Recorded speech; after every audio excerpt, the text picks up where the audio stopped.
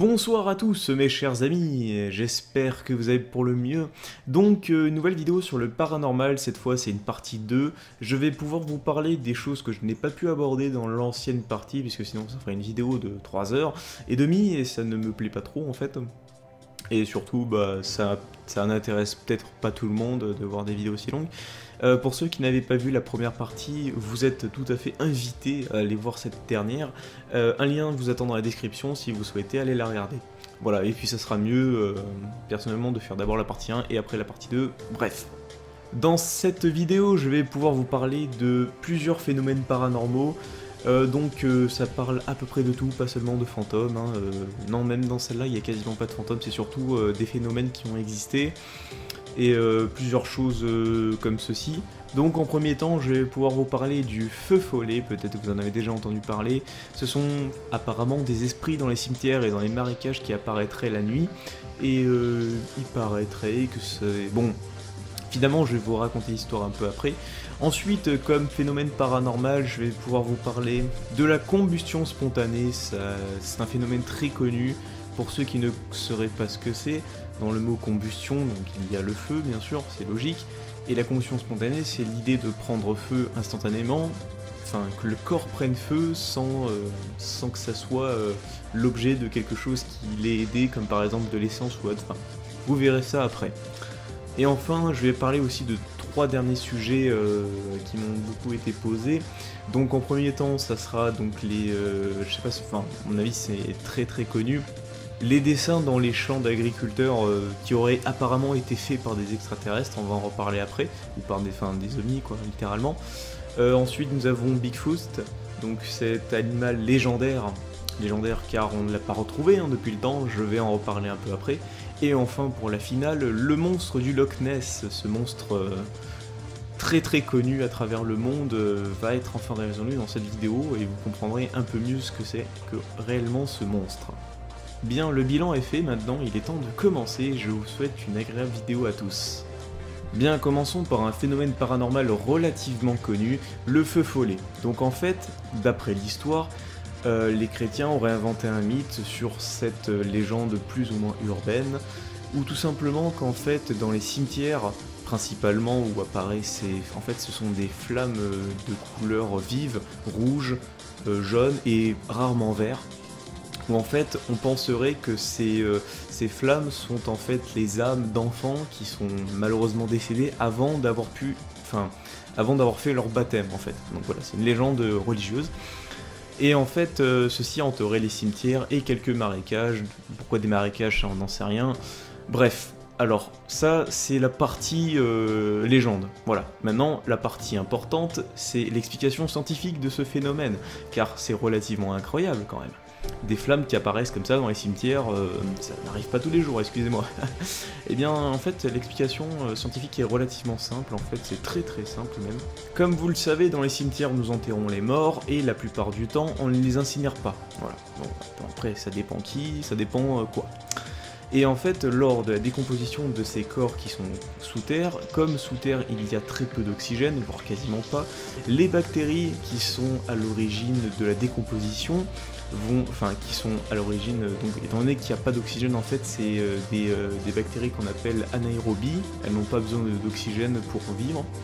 Elles vont se développer sur le corps, le décomposer, et en fait ceci va créer du méthane, CH4, du carbone d'hydrogène. On appelle ça la méthanogénésis. Ensuite d'autres bactéries vont décomposer les os, ce qui va créer un gaz un peu spécial, c'est la phosphine. Et cette dernière, quand elle va remonter à la surface avec le méthane, lors du contact de l'oxygène et de la phosphine, celle-ci va créer une légère combustion et avec bien sûr le méthane, va s'enflammer et créer une flamme de couleur en fait. Et ça arrive très fréquemment que cette dernière soit verte. Et c'est pour ça qu'on pense que c'est des âmes, puisque le feu vert c'est quand même assez bizarre et très rare. Voilà. Cette légende urbaine est finalement réglée par la science, donc ce n'est juste que la décomposition des cadavres qui crée ce phénomène assez incroyable. Donc à l'époque on pouvait même pas l'imaginer, c'est normal, à cause de la technologie qui était en retrait. mais aujourd'hui on peut facilement expliquer ce phénomène, donc ne vous inquiétez pas si un jour dans un cimetière vous voyez une flamme de couleur, dites-vous que voilà, vous expirez à votre copine, donc t'inquiète pas, c'est des procédés... Bref, voilà. Vous lui expliquerez ce que je vais vous expliquer aujourd'hui. Voilà. Et concernant dans les marécages, c'est un peu la même chose, c'est la décomposition de plusieurs cadavres d'animaux par exemple, et voilà, c'est pour ça qu'on ne peut pas voir ce genre de phénomène en ville, ou dans les lieux, disons, en retrait de la vie, enfin voilà, dans les déserts, etc. Il n'y a pas de cette transformation anaérobique. Voilà. Maintenant, je vais expliquer un phénomène paranormal qui est encore plus compliqué que ce dernier. C'est la combustion spontanée.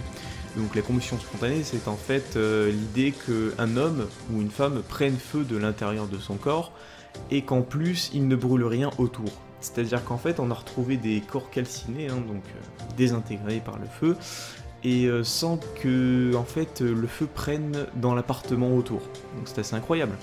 Quand on y réfléchit bien, ça peut être du paranormal quand même. Alors en fait, il y a eu une première thèse scientifique qui a été expliquée sur ce phénomène, mais sans plus, c'est-à-dire qu'on ne sait pas à 100%, mais déjà elle répond à pas mal de questions, et puis après tout, il faut savoir que dans le corps, nous avons pas mal de minéraux, si je veux dire, d'ingrédients, qui font fonctionner notre corps, indispensables à la vie humaine, qui sont inflammables, voire explosifs. Maintenant, il y a plein d'exemples, bref. Alors, la thèse qui a été mise au point par cet ingénieur, enfin ce scientifique, ce chercheur si vous préférez, je me souviens même plus du nom. Alors ça toucherait principalement, voire uniquement les alcooliques et les diabétiques, en fait ça serait une accumulation d'acétone dans le corps qui prendrait feu de l'intérieur. En effet, l'accumulation de cette acétone aurait un effet, disons, de combustion interne, avec les mélanges physio-chimiques, tout simplement nos composants organiques, et ça créerait donc cette combustion incroyable. Voilà, et ça brûlerait que le corps parce que finalement ça se propage pas puisque c'est un peu de l'intérieur. C'est actuellement la seule réponse rationnelle de la science à nous fournir pour ce phénomène finalement incroyable. Voilà, à moins qu'il y ait un fantôme de feu qui se déplace dans la ville, ce qui m'étonnerait fortement. Et enfin, on va pouvoir s'attaquer aux 3 derniers phénomènes, plus ou moins paranormaux si on veut, enfin en tout cas aux phénomènes spécifiques. Déjà en premier temps, ce sont les ovnis dans les champs, donc je tenais à vous... C'est pas une thèse scientifique que je vais faire, c'est un constat personnel, après c'est à vous de croire ou pas. Personnellement, je pencherais plutôt à un canular pour les ovnis, des gens qui s'éclatent à faire cela, à faire croire aux gens que les extraterrestres existent alors qu'aucune autre forme de vie excepté la nôtre a été découverte à part quelques bactéries sur quelques météorites, mais voilà. Enfin, plutôt reste de météorites qui seraient écrasés sur Terre. Ensuite, concernant Bigfoot, putain, je le prononce mal, mais on s'en fout, vous m'avez compris quoi. qui plus est en français, qui veut dire grand pied. Effectivement, on a retrouvé des empreintes de cet animal gigantesque qui ferait de 2 à 4 mètres, 3 mètres pour d'autres, bref, qui ressemblerait à un humain, mais ça serait croisé avec un singe. Une mutation génétique à cause du nucléaire, des expériences scientifiques sur un animal qui aurait mal tourné, enfin bref, plein de légendes urbaines, conneries comme ça. Moi je vais vous dire clairement, déjà les empreintes qu'on a retrouvées, c'est un mec qui s'éclatait à mettre des empreintes de ce grand singe, c'était un canular, il a lui-même avoué, donc j'ai plus les sources, mais vous pourrez facilement les trouver sur internet. J'avais lu ça dans un livre. Ou un documentaire, bon je ne sais plus. Bon ensuite on peut facilement voir sur les photos que c'est un déguisement quasiment, même si ça ne l'est pas. Alors curieusement, il y a on va dire des centaines de photos de cet animal qui circulent. Écoutez-moi bien, j'en ai trouvé aucune qui était similaire à l'animal vu. Après attention, ça peut être aussi un coup marketing pour attirer les gens dans la forêt pour tenter de le trouver, mais je tiens à vous rassurer que s'il existait vraiment, ça fait un moment qu'on l'aurait abattu. On est tellement bon comme espèce, nous, et respectable par rapport aux autres. Et enfin, pour terminer, le monstre du Loch Ness, donc cet animal légendaire. Donc je n'exclus pas l'idée qu'un tel animal puisse exister, puisqu'on a quand même retrouvé des animaux préhistoriques encore en vie, qui étaient censés être disparus depuis des millions d'années.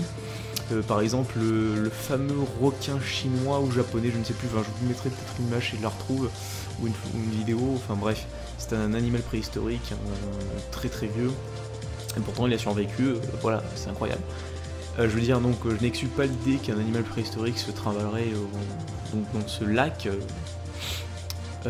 en Écosse, mais je tiens à vous dire que d'après ce que je sais sur cette chose, parce que ça fait un moment qu'on l'a retrouvé, parce qu'il y a quand même des millions d'euros et de dollars qui ont été dépensés pour trouver cet animal, on n'a rien trouvé, enfin absolument rien quoi, ni reste de l'animal, je sais pas, même un animal comme ça, je veux dire, ça passe pas inaperçu, hein.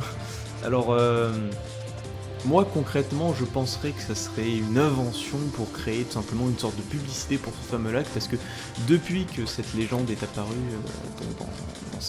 dans la contrée où ça a été pour la première fois vu, le taux de tourisme a explosé. Donc moi, ce que je pense, pour terminer sur cette vidéo, sur ma phrase personnelle, que ce soit les ovnis dans les champs, Bigfoot ou le monstre du Loch Ness, le marché du paranormal est une énorme source d'argent. Voilà. Maintenant, vous savez tout sur la réponse que j'ai à vous donner sur ces trois créatures, enfin sur ces trois choses, donc les deux créatures ainsi que les ovnis dans les champs. Voilà. Vous avez la réponse concrète que j'ai à vous offrir. Il faut que vous vous rassurez un peu pour les plus pessimistes, si je veux dire, par rapport à ces créatures et aux réponses scientifiques, ça n'existe absolument pas. Et si ça existait, je vous garantis qu'on le saurait tous. Voilà. Pour ceux qui auront trop de films, je vous conseille d'arrêter un peu. Voilà. Je vous remercie à tous de m'avoir écouté pour cette vidéo sur le paranormal. J'espère que vous avez eu les informations que vous cherchiez. Si vous auriez la bonté infinie de pouvoir mettre un petit like à cette vidéo, ça serait vraiment génial et ça me ferait plaisir. Voilà, je vous remercie à tous de m'avoir écouté et puis j'espère vous revoir très prochainement. Salut à tous et à bientôt.